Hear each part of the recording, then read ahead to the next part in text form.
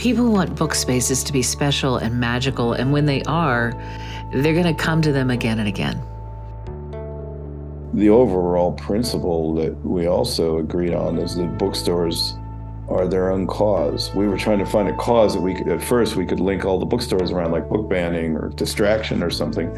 And then the bookstores in our interview said, we are the cause. The bookstore is the cause. And I think people look at them as the great ones, like, City Lights and a bunch of others, they look at them as very special places that they can go. We called this Beyond Bookstores, to go beyond the fundamental education that we think about. I love that you were interested in storytelling and display and this emphasis on customer curiosity. I've always thought that they shouldn't be organized by categories. They should be organized in a way that encourage browsing, because browsing is what leads to multiple book sales and also portrays and establishes the bookstore as a great place to go and be entertained. When you go into a bookstore, you just want to wander around, and you're not looking for anything in particular, you're just looking to be entertained and to find something you want to read at home. And that applies to newsletters. You get a newsletter, and we got thousands of newsletters, all of us now. If they don't grab you from the beginning and they don't offer you some kind of story or personality of the store owner or something that intrigues you, and then most importantly, drives you to go down to the store to hang out, and the newsletter is then a much more effective tool if it's just as fascinating. But it's only the first step in the journey. The store itself is the real journey.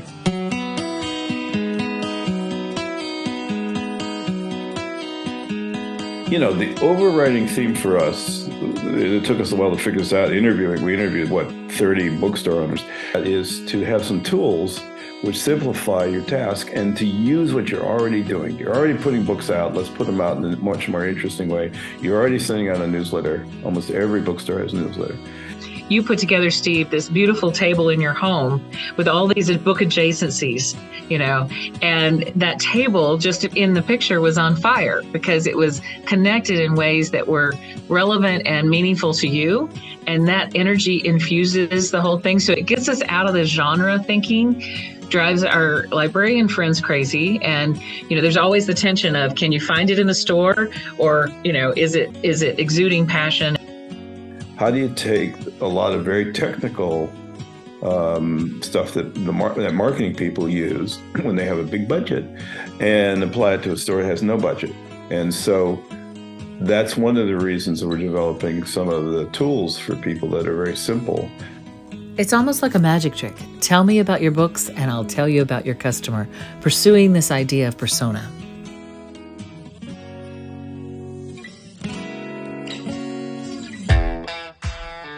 The principle of bringing traditional brand innovation into the independent bookstore was an important part.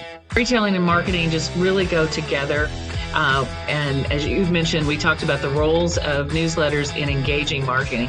I loved what you gave to me in the sense that I don't put out a newsletter now that is not connected to a display. Every newsletter is connected to a display. Every newsletter is connected to a display. And it's a story that's interesting that's connected to a display.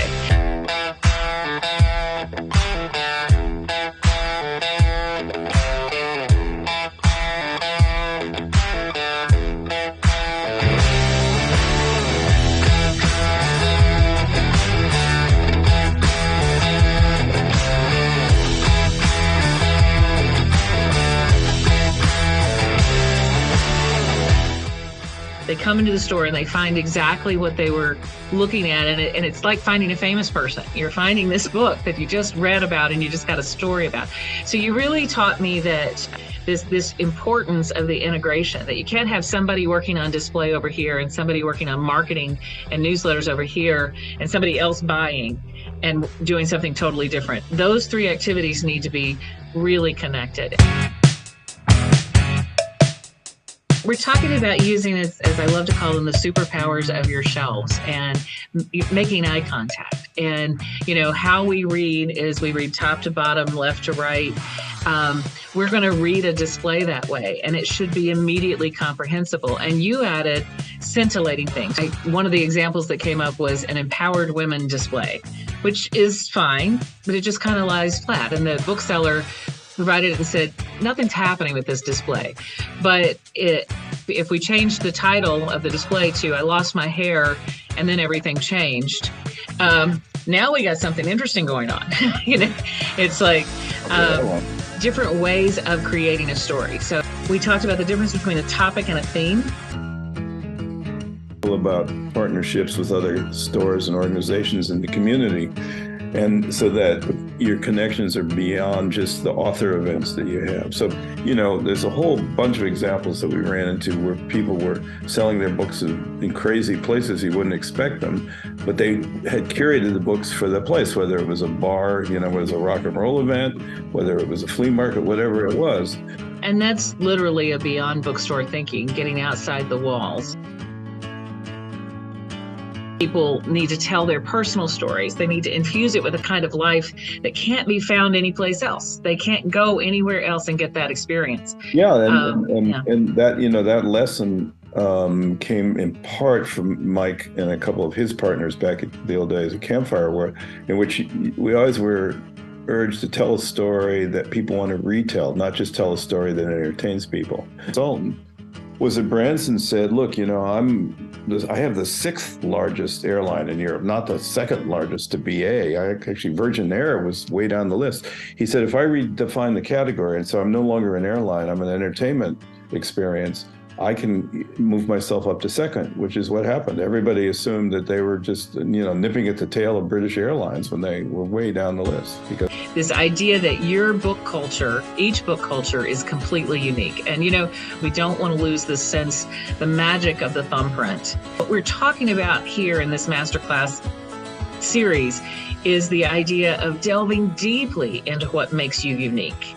And delving deeply into what makes you completely different than everybody else. Having a differentiated in-store experience that feels completely different than an online transaction is so important. The things that we've learned with the help of cohorts, with the help of experts and others, and the things that are the basis now for class series that we're presenting in the coming months.